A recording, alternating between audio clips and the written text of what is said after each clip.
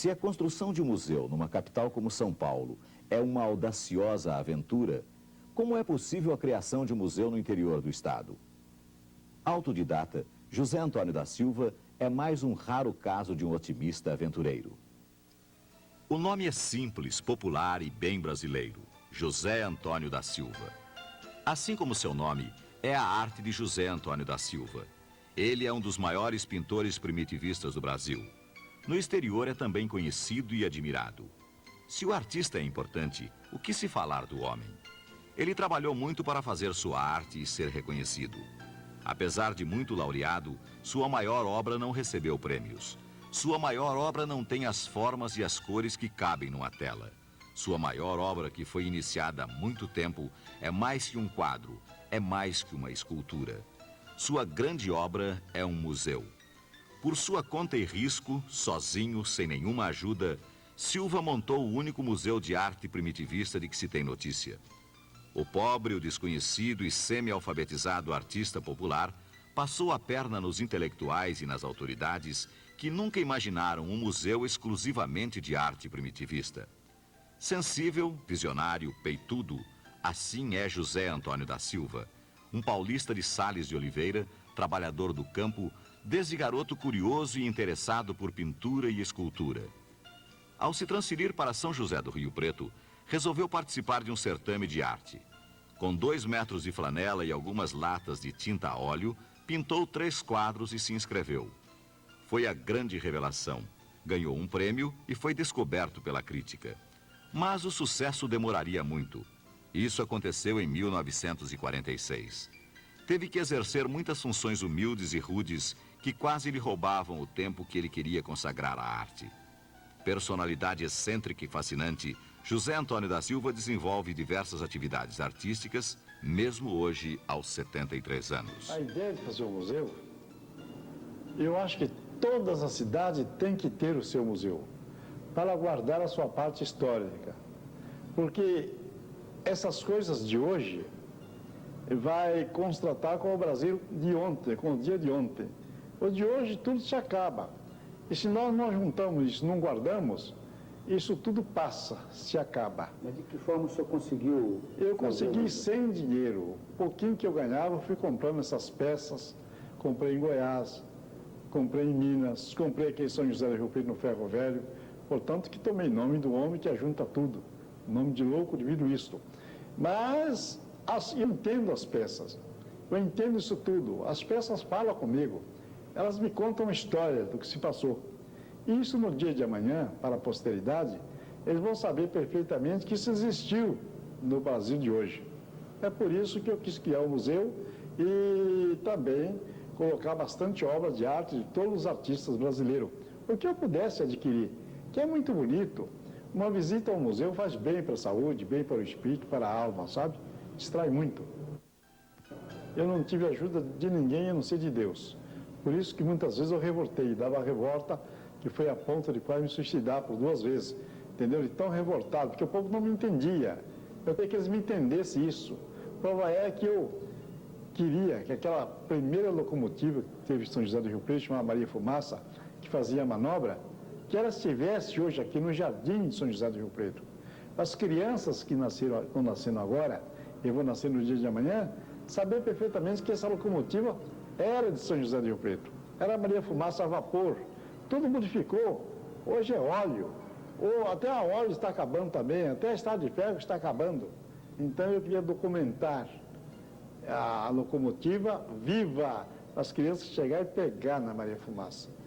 Na realidade, a formação desse museu remonta a um passado do próprio José Antônio da Silva. Ele é uma pessoa que, embora não seja erudita, quer dizer, tem deficiências realmente de informação, o Silva se revela profundamente, vamos dizer, culto, uma assimilação realmente da cultura brasileira e exteriorização, inclusive, dessa cultura brasileira, latino-americana. O primeiro museu do José Antônio da Silva foi na própria casa dele, isso no final da década de 40, lá por 1945 em diante, até mais ou menos 1955. Nessa época, ele pintou a casa dele por dentro e por fora inteirinha, com grandes painéis, o fogão, havia pinturas, né? Havia pinturas até no teto. Ali ele formou o primeiro museu, que era o museu particular, o Museu do Silva. Depois houve uma incompatibilidade familiar. Era um museu muito visitado e misturava, vamos dizer, a particularidade doméstica com a arte. O Silva estava no ambiente dele, porque é o ambiente da arte mesmo, a família não. Em 1966, ele fundou em São José do Rio Preto o Museu Municipal de Arte Contemporânea. Esse museu, o Silva, à época, tinha um cargo de guarda noturno da prefeitura, depois ele passou a ser servente da Biblioteca Municipal e passou, como servente da Biblioteca Municipal, a ser o administrador do museu. Era um museu em que todas as obras ou eram particulares dele, José Antônio da Silva, ou ele adquiria fazendo permuta com outros artistas brasileiros, inclusive artistas de ótima categoria. Há aqui no museu artistas que participaram de Bienal de São Paulo, vários artistas primitivos. Agora, ele ficou realmente, depois de muito tempo, de algum tempo pelo menos, bastante desgostoso. Em 78, ele pensava em fazer um museu em São Paulo. Nessa época ele já tinha instalado um ateliê em São Paulo, onde ele era mais reconhecido, inclusive com mais possibilidade da venda das obras dele. Aí nós entramos na história, conseguimos que ele fizesse a doação das obras ao município e nós criamos então o Museu de Arte Primitivista José Antônio da Silva, que nessas instalações aqui que funcionam a partir do dia 19 de julho de 1980.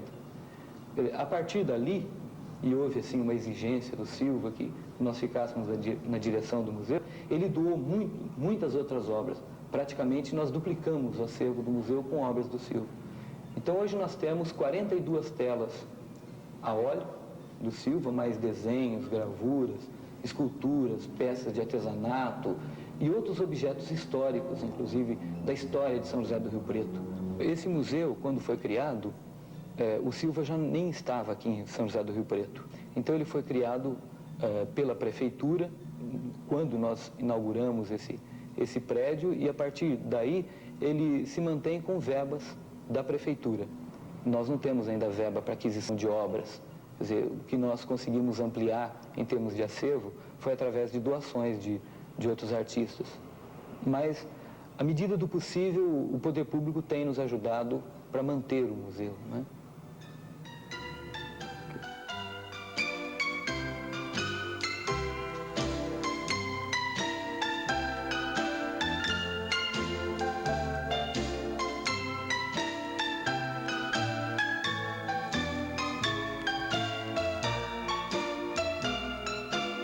A distinção que a gente faz normalmente entre fantasia e realidade é irrelevante quando a gente pensa em termos de José Antônio da Silva. Quer dizer, ele é um artista que vive a sua fantasia. Ele, por exemplo, se trata em terceira pessoa, ele se vê como um personagem. Aí, o Silva, ele consegue, por exemplo, se exteriorizar em vários sentidos, em várias horas do dia, ele faz várias coisas ao mesmo tempo. Então, ao mesmo tempo que ele é um artista plástico, ele é um escritor, ele é um repentista, ele tem artesanato, ele gravou 2 LPs, que inclusive representaram o Brasil numa mostra de folclore da África do Sul. Ele tem feito atualmente colagens e o que ele chama de arranjo, que seria assim, segundo palavras dele, a mistura do clássico com o primitivo. Então ele utiliza o óleo sobre ampliações fotográficas. Então o Silva é realmente muito eclético e muito criativo. Uma coisa interessante é a literatura de José Antônio da Silva. O Romance da Minha Vida, que foi publicado no final da década de 40, ele demorou mais de 10 anos para escrever esse livro. E a gente tem que levar em consideração que o Silva tem pouca escolaridade, diria, e talvez 1 ano de escola primária. Então a gente tem um exemplo, no Romance da Minha Vida, de uma obra primitiva, de um romance primitivo. Quer dizer, um romance escrito por alguém que nunca tinha lido um romance, a não ser, vamos dizer, o relato oral, o causo, né? Então, a obra literária do José Antônio da Silva normalmente seriam causos, né? Ele conta causos, sempre autobiográficos, mas fantasiando muito. O Maria Clara é uma incursão mais fantasiosa, mais de ficção. Há coisas fantásticas, inclusive surrealistas nesse romance. Por exemplo, tem a viagem do Silva ao inferno, não é? Tem a viagem do Silva ao céu, em que ele visita a biblioteca do céu e encontra lá o Romance da Minha Vida, que o pessoal estava se deliciando com ele. O Silva sempre é personagem dele. Mesmo na obra pictórica do Silva, você tem sempre atua sempre a recordação. E nesse sentido, a obra dele pictórica teria principalmente um caráter lírico. Salta com muita evidência na obra do Silva um aspecto lírico, ou seja, o subjetivismo dele em oposição a um caráter épico, que seria o aspecto, vamos dizer, de crônica, mesmo, um aspecto de retratação da história. Nós temos aqui no museu uma série de quadros, são 12 quadros sobre a história de São José do Rio Preto, em que ele narra fatos importantes, fatos que marcaram época na cidade. Agora, tudo isso é contado de uma maneira muito pessoal, quer dizer, tudo isso foi primeiro passado pela sensibilidade dele, filtrado pela sensibilidade dele, pela sua maneira de ver o mundo, e depois contado de uma forma muito pessoal. Então, às vezes, a cidade de São José do Rio Preto parece irreconhecível até. Por exemplo, na cabeça de José Antônio da Silva, Rio Preto, quer dizer, um homem que viveu sempre no campo, sempre foi trabalhador rural, Rio Preto é uma metrópole. Então, por exemplo, quando nós temos, como temos aqui no museu, um quadro retratando o centro da cidade, a gente tem a impressão de que seja uma espécie de Nova York, né? Então, sempre de uma maneira hiperbólica, de uma maneira muito exagerada, ele mostra as coisas, que seria bem um aspecto do estilo dele, né? A maneira dele contar o mundo. Então, o Silva, eu acho que ele é menos épico, menos cronista e mais lírico, no sentido de mostrar o homem no seu aspecto interior. Ele tem uma composição de gesso e fica perto da minha casa, na rua Fernão Dias, no bairro do Maceno, de São José do Rio Preto. Como choveu muitos meses em seguida, o Cristo, a imagem do Cristo, encharcou de água. Depois, passou 3 ou 4 meses com seca, sem chover. E o Cristo, então, começou a suar a água para fora, começou a gotejando. Alguém viu, pôs a boca no mundo, disse que o Cristo estava fazendo milagre. O Cristo do Maceno está fazendo milagre. E começou a juntar gente, a ponto que a rua ficou repleta de gente. E eu vi aquilo e disse, mas não pode ser, aquilo é água. O Cristo está encharcado, está pingando água, entendeu? Então eu fui lá ver e falei com eles. E eles não estavam acreditando. Aí eu digo, vocês me pagam agora mesmo. Vou retratar essa cena para ficar para a posteridade de amanhã, ver o que acontece. Então, fiz todas essas pessoas olhando e vendo e admirando com caneca d'água, parando a gota de água do Cristo. Todos com os olhos vendados, quer dizer que não tem cultura, são cegos. O único que não tem os olhos vendados aqui é o burro, porque o burro não acredita nisso. Então, eu vi esses paus secos, essa árvore seca, esse esqueleto, o Cristo e esse povo, isso tudo é uma coisa só. Agora, o Cristo está com os olhos abertos porque não é a imagem do Cristo, é cheio de gesso. Porque se ele visse e acreditasse no milagre, ele não gotejava água, ele gotejava milagre. Por isso, a verdade nua e crua está aí explicada nas minhas telas. É o que eu registro fielmente com documento e aprovada pela crítica, não só do Brasil, uma crítica do mundo todo. Está aí.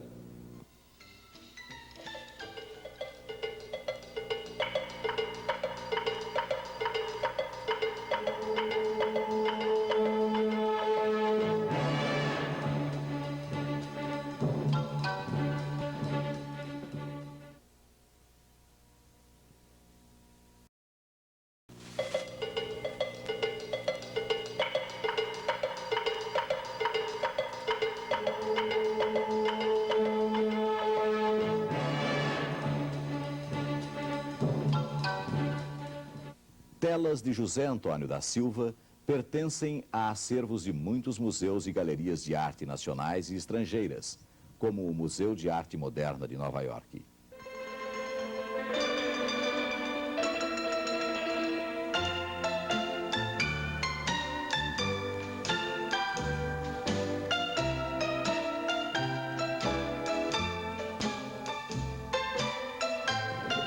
Silva tem bastante importância, tanto que ele é um autor reconhecido nacional e internacionalmente.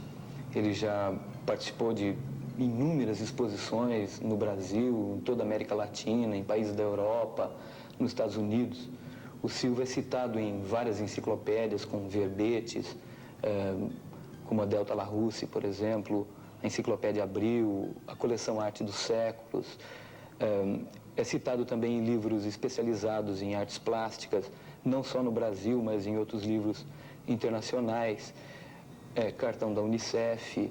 Se não me engano, é um dos poucos artistas, talvez o único artista brasileiro esse ano escolhido pela Unicef. Vários escritores, inclusive, já escreveram sobre o Silva. Há teses acadêmicas defendidas sobre a obra do José Antônio da Silva, e inclusive livros de ficção, como, por exemplo, Rubem Braga, que tem um livro chamado Três Artistas Primitivos. Um deles é o José Antônio da Silva.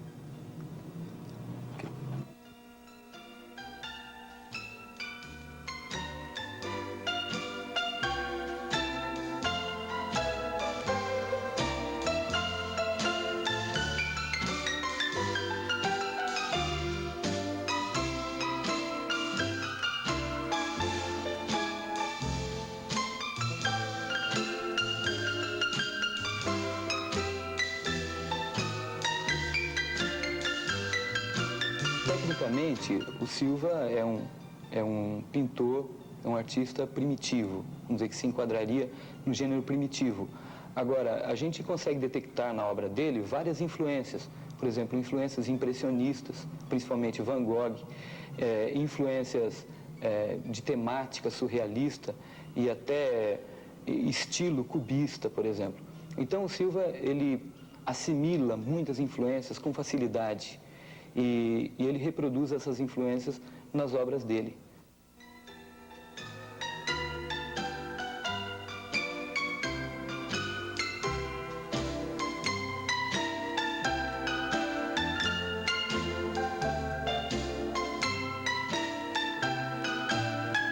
Eu, antes de ser pintor, eu trabalhava na lavoura. Porque eu nasci e me criei nas fazendas. E por ser criado nas fazendas, é que eu tinha essa grande quantidade de motivos para pintar a vida rural. Eu nasci em Sales Oliveira. Nasci num sítio com o nome Monte Alegre. Em Sales Oliveira tinha uma igreja muito bonita, essa igreja. E lá eu estava com 7 anos, mais ou menos, de idade, e eu vi um pintor pintando a igreja. E eu me encantei com aquela pintura. E depois, então, eu comecei a desenhar no chão, na areia, na folha de café e nas paredes da colônia das fazendas. Os patrões implicavam com aquilo, claro, porque eu sujava aquilo e mandava meu pai embora. Eu sofri muito para chegar nisso que estou hoje, mas sofri mesmo. Eu cheguei a rasgar 250 telas, de 48, de 51, de 67, obras-primas. Eu não vendia, o salário era pouco. Aliás, esse tempo eu nem estava empregado, porque quando eu fui descoberto, que expus a primeira vez em São Paulo, eu fui despedido do hotel. Eu fiquei 2 anos sem emprego. Eu era guarda noturno, trabalhava à noite. A família desesperada por cima de mim, eu fiquei desesperado, comecei a rasgar as telas, entendeu? Depois, então, é que o saudoso doutor Ademar de Barros me arrumou um emprego na Biblioteca Pública de São José do Rio Preto. Aí, então, a coisa melhorou. É que eu pude ir pintando e vivendo.